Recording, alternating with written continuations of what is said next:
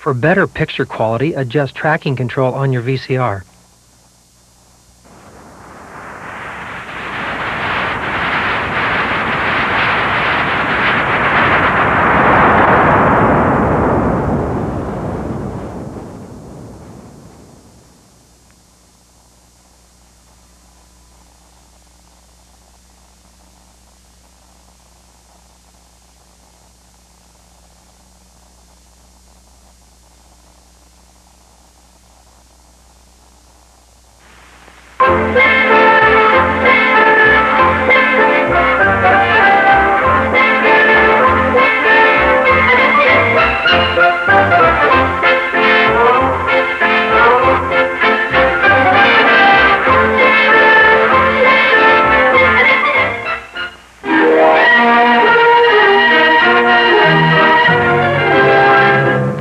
Many hundreds of years ago, the good King Richard, known as Richard the Lion-Hearted, left England to take part in the Crusades, the war against the heathens who had captured the Holy City.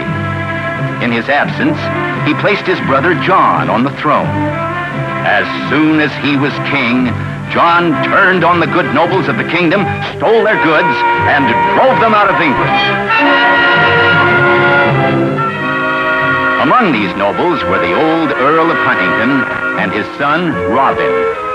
Father, I've come to say goodbye. Robin, where are you going? To Sherwood Forest. King John has declared me an outlaw, and an outlaw I will be. In Sherwood Forest, Robin Hood banded together with other young men like himself, banished by the wicked king. Men like Will Scarlet. Outlaws we are, Will Scarlet. But outlaws such as never were before and never will be. Just how do you mean, Robin Hood? I mean this, Will. No, let me show you. Do you see those two fat men coming down the road? I see them. A couple of merchants, rogues and wealthy. And do you see that old woman in rags, weeping in sheer hunger? I see her, too. Well, watch. And keep a hand to your arrow in case I need help. And so, quickly, they became known far and wide. Robin Hood and his merry men of Sherwood Forest, taking from the evil to give to the poor, defenders of the weak and oppressed, the one hope of England's people. Sometime later, Robin set off by himself in the forest. He started across a bridge which lay across a stream. A bridge consisting of a single log of wood. But facing him, blocking the way, was a stranger, a tall man with broad, powerful shoulders. I'm afraid there's only room for one of us to cross at a time. I think it ought to be the better man. Stand and fight. With only wooden sticks as weapons, they fought long and hard. Finally, with one quick, powerful motion, the stranger knocked Robin Hood into the stream.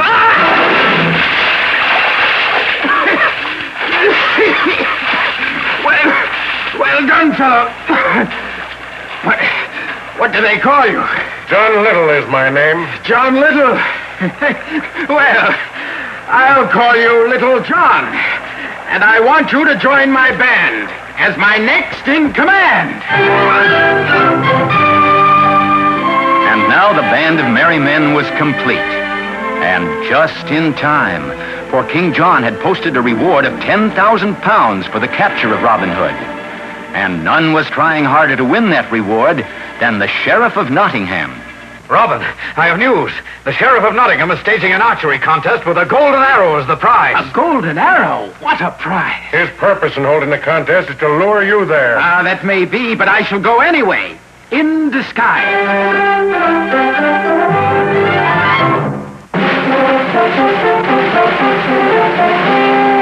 How does it begin?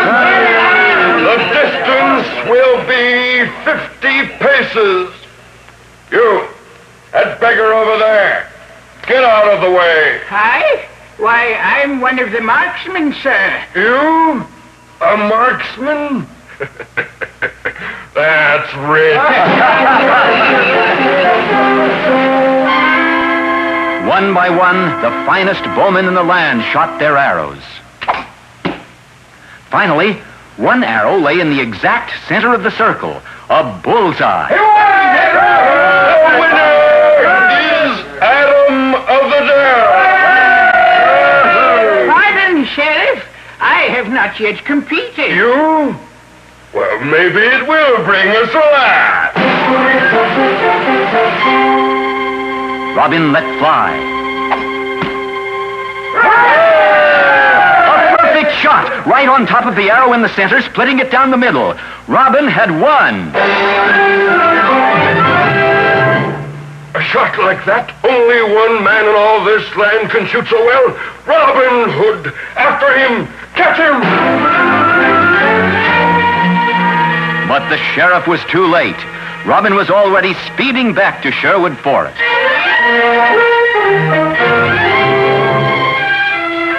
As Robin entered the forest, a knight appeared and challenged him. In the midst of their battle, the knight suddenly put down his sword. Enough. I didn't recognize you. What? Why, it's your majesty. King Richard the Lion-Hearted, back from the crusade. Robin Hood, your exile is over. You and your men, come back to your homes. But Robin Hood and his men declined the king's offer. They preferred to remain in Sherwood Forest together, living their adventurous lives, taking from evil men to give to the poor.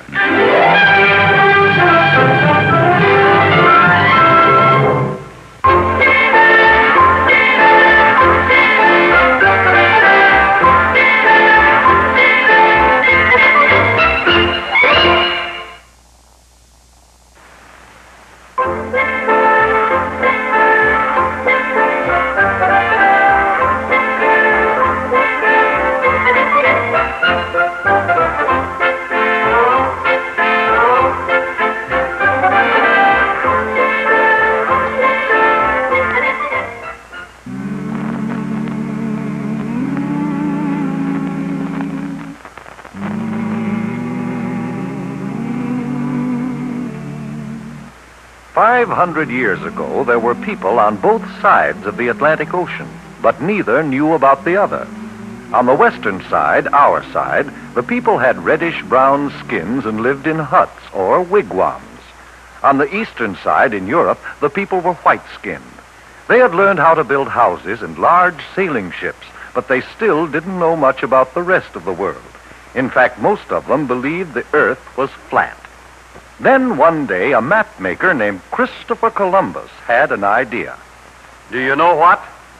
I think the world isn't flat at all. I think it's round like a ball. Did you hear what he said? Did you hear what he said? He said that the world is round. Oh, He's crazy, man. I think the world isn't flat at all. I think it's round like a ball. the world's as flat as the brim of your hat, and that is very plain. I know that I'm right. Oh, I know that I'm right when I say that the world is round. Oh, I'm right. Oh, I'm right. My thinking is sound, and I'll prove the world's round. It won't take very long. But it did take long, 7 long years, before Columbus could convince a king or a queen to let him try out his idea. Then Queen Isabella of Spain agreed to supply the ships and men for his trip. I will discover a shortcut to India and bring back some of the great wealth I find there. And I can do it, for I know the world is round. And instead of going east to India, I shall sail west and reach India around the other way. It will be a shorter and cheaper way, for I'll do it all by sea.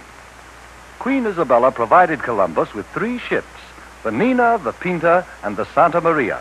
And on August 3rd, 1492, they set sail across the unknown Atlantic. High on the foaming tide, over the ocean, onward our ships will ride, onward, my sailors. The ships sailed onward, but 2 long months after they started, there was still no sign of land ahead. Turn back, Columbus. Turn back, Columbus. not turn back until we find India. Onward, men! By October 10th, the sailors and the crew were ready to take matters into their own hands. If Columbus won't do as we ask, we'll put him in chains. And we'll turn the ships around ourselves. Wait! Have you heard? One of our men has just seen a branch in the ocean. What of it? It had fresh berries on it. That means we're near land. Hooray! 2 days later, the ships reached land, and Columbus and his crew saw the people with reddish-brown skins who lived there. Oh, I think it is rather surprising that they should have reddish-brown skins. But now since we have landed in India, then these people must be Indians. We'll call this part of India San Salvador, and I take possession of it in the name of the King and Queen of Spain. The people Columbus called Indians were very friendly, and they gave Columbus and his men many gifts, but not the rich jewels and gold for which they had come. For Columbus really wasn't in India at all. He was on one of the islands off the coast of America. But because of Columbus's mistake, the natives of America have been called Indians ever since.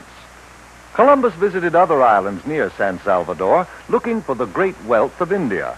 And then he and some of his men returned to Spain. Hooray! Hooray for Admiral Christopher Columbus!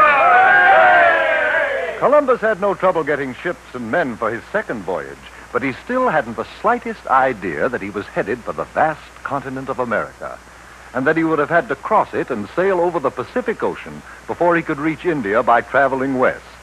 The men of Europe were no longer afraid of the ocean. Columbus made 2 more voyages, and other explorers followed. But each year on October 12th, we celebrate Columbus Day, the anniversary of that day in 1492, when Columbus first sighted the land of the New World, America.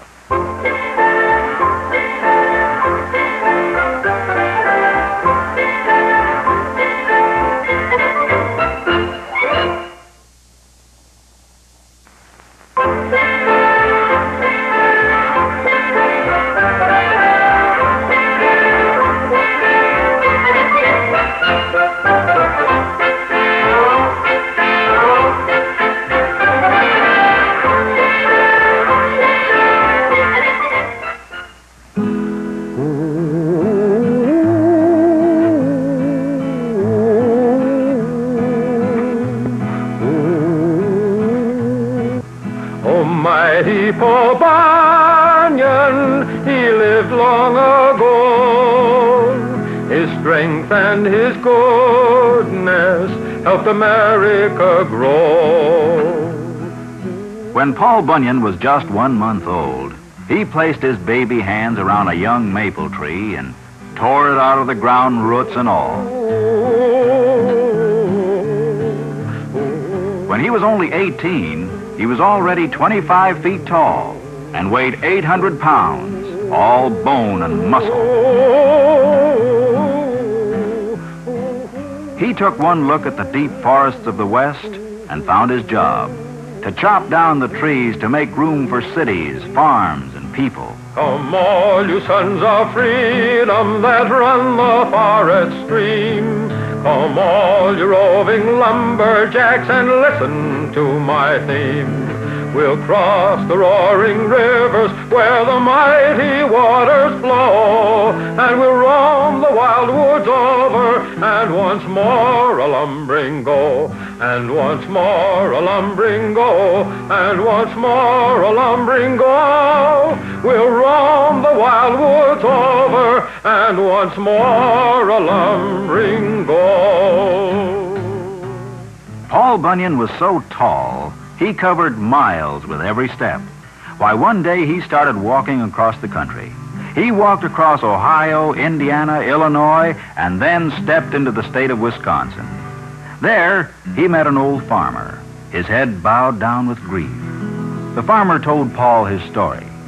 I'm going down the road feeling bad. Oh, my crops have failed and now I'm feeling sad.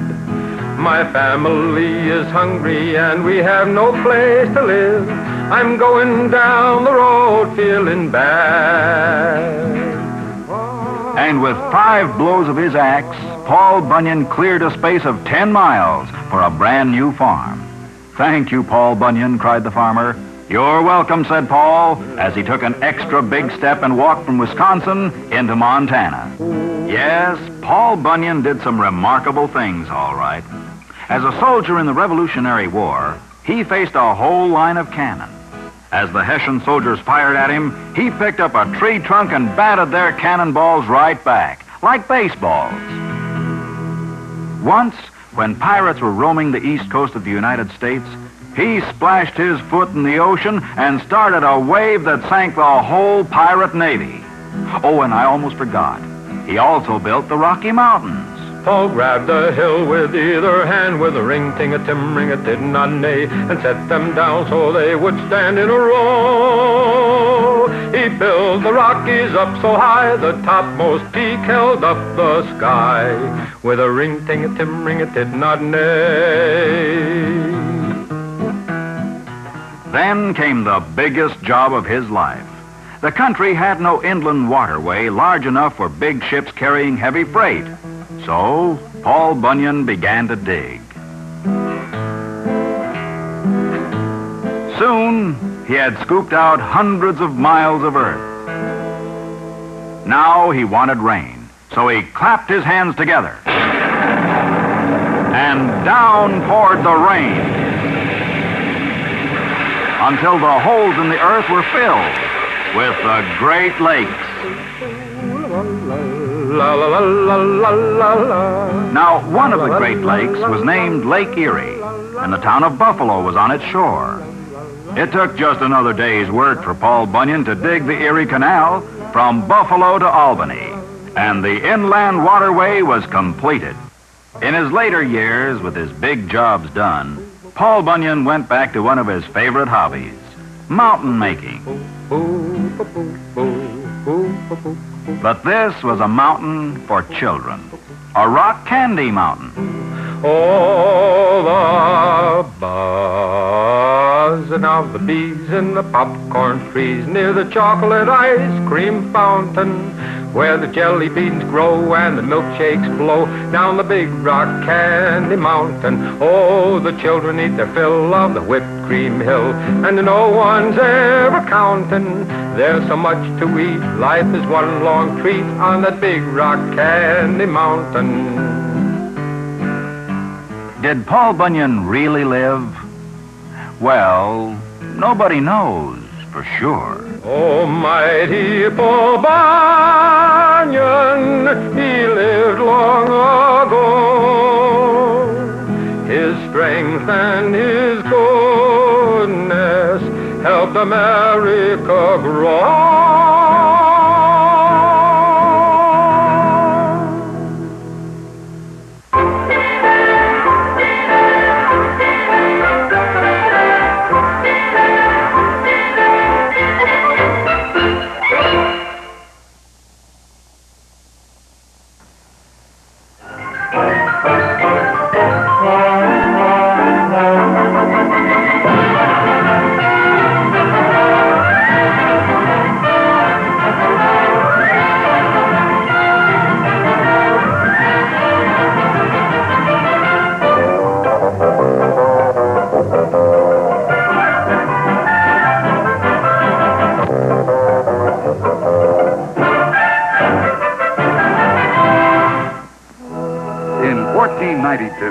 Christopher Columbus embarked on a perilous voyage to find a shorter trade route to India, but inadvertently discovered the New World. Land ahoy!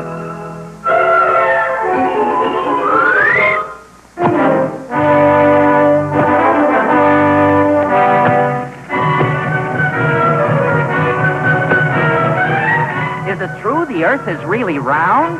Say, Chris, what's with you and Queen Isabella? No comment. Among our earliest settlers were the Pilgrims, about whom many romantic stories have been written. Perhaps the best known of these is the courtship of Miles Standish. Hello, Priscilla. I'm here to propose marriage to thee in behalf of Miles Standish. Why don't you speak for yourself, John? Well, I like her. Another famous romance was that of Captain John Smith and Pocahontas. John, Papa, me, Pocahontas, love John Smith. Do not hurt him. Okay.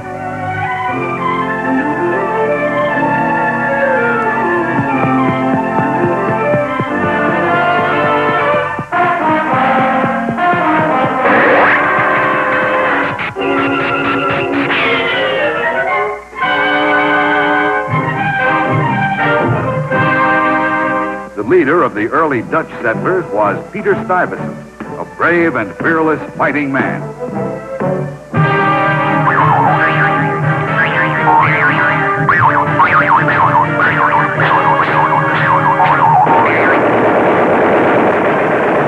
Due to the efforts of these hardy pioneers, the barren coastal wilderness was soon replaced by our 13 original states.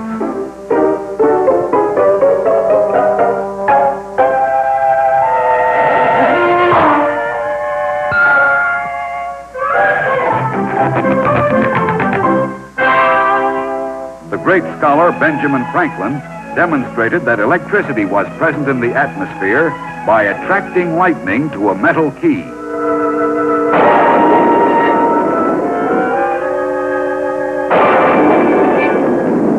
My experiment is a failure.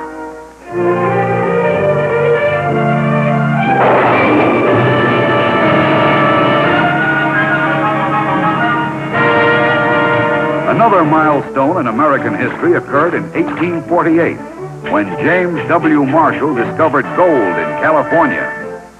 Eureka! Gold! I'm rich!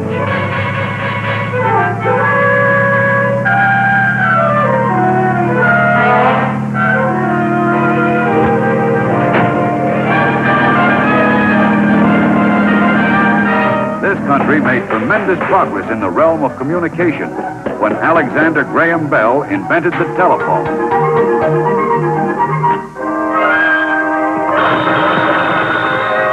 Hello? Hello? Deposit 5 cents for another 3 minutes, please.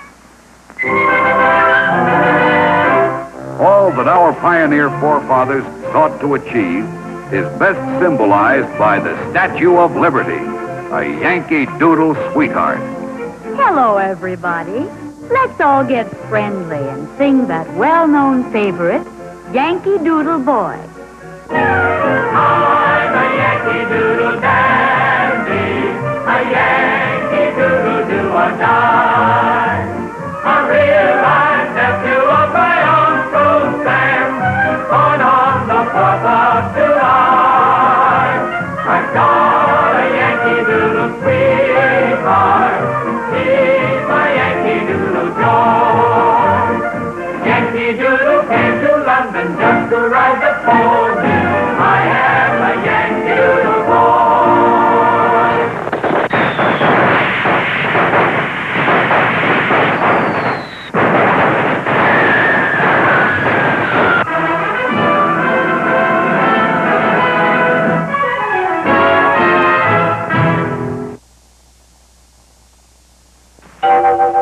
Start the day with a song and sing the whole day through. Even while you're busy working, do just like the birdies do.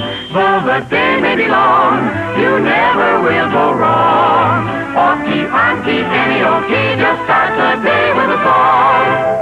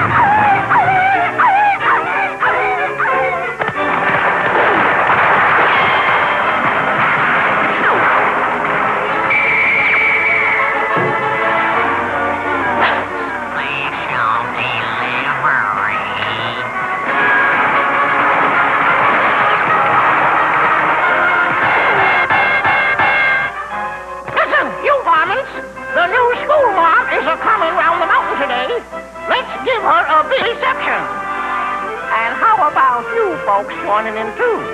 Just sing along with a little old bouncing ball. She'll be coming round the mountain when she comes. She'll coming round the mountain when she comes. All the mountain folk will meet her. They will all be down to greet her. She'll be coming round the mountain when she comes. When she comes, when she comes, when she comes. She'll be coming round the mountain when she comes. She'll be looking for a fella when she comes. Looking for a fella when she comes. She don't want no city slicker, just a man who holds his liquor. She'll be looking for a fella when she comes. When she comes, she'll be looking for a fella when she comes. She'll be searching for a preacher when she comes. She'll be searching for a preacher when she comes. She will run so level and steady with a man who's rough and ready. She'll be searching for a preacher when she comes. When she comes.